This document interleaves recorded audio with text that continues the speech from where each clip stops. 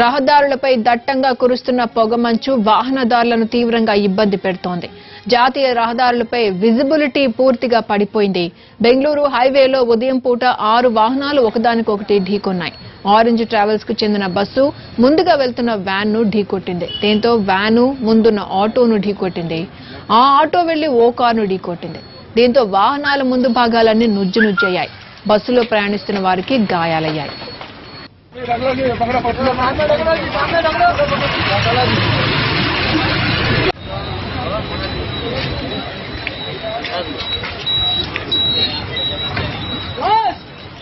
Fog కారణంగా ఇవాళ ఉదయం షాద్ నగర్ లో 2 లారీలు ఢీకొట్టుకున్నాయి. అయితే ఈ ప్రమాదంలో ఓ లారీ డ్రైవర్ కు గాయాలయ్యాయి.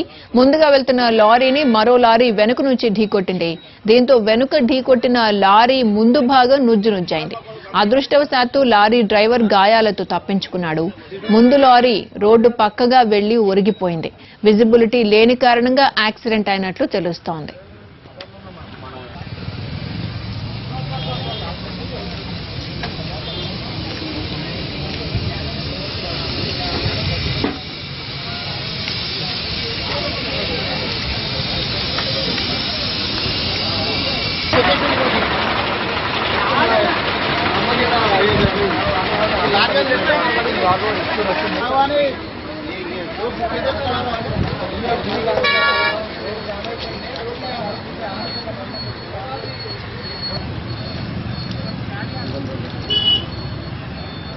హైదరాబాద్ లో చలి వణికిస్తోంది. దట్టంగా ఏర్పడ్డ పొగమంచు కారణంగా నగరవాసులు ఇబ్బందులు పడుతున్నారు.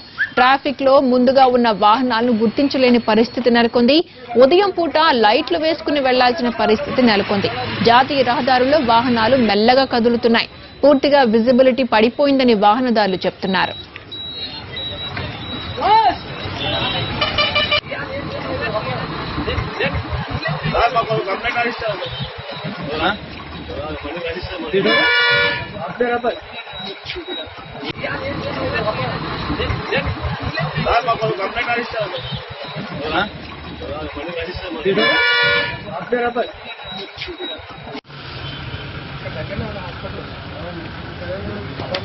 మనం